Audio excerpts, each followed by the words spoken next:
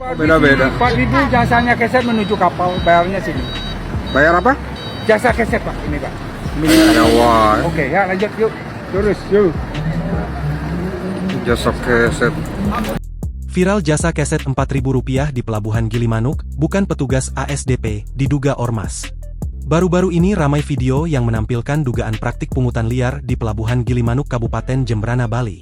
Hal itu kini viral usai diunggah di sosial media, salah satunya akun Instagram @moodjakarta pada Selasa, 6 Januari 2026.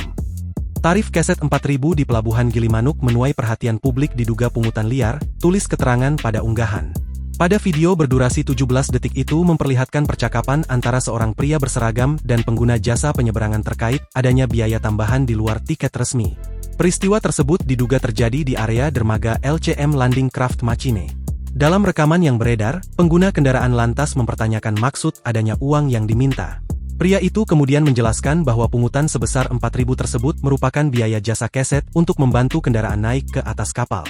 Berdasarkan informasi yang dihimpun, petugas yang meminta uang tersebut bukan merupakan pegawai PT ASDP Indonesia Pelabuhan Gilimanuk. Mereka disebut berasal dari kelompok organisasi yang menyediakan jasa membantu kendaraan naik ke kapal yang dikenal jasa angkat jerambah. Dugaan tersebut diperkuat dengan adanya karcis yang diberikan kepada pengguna jasa bertuliskan jasa angkat jerambah. Meski demikian, keberadaan pungutan tersebut menuai pertanyaan dari masyarakat karena dinilai tidak tercantum dalam tarif resmi penyeberangan.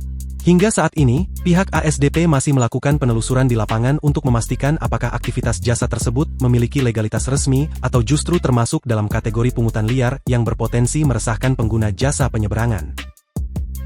Beda-beda. 4.000 jasanya keset menuju kapal, bayarnya sini. Bayar apa? Jasa keset Pak, ini Pak. Ya wah, Oke ya lanjut yuk, terus yuk. jasa keset. Download Tribun X sekarang. Menghadirkan lokal menjadi Indonesia.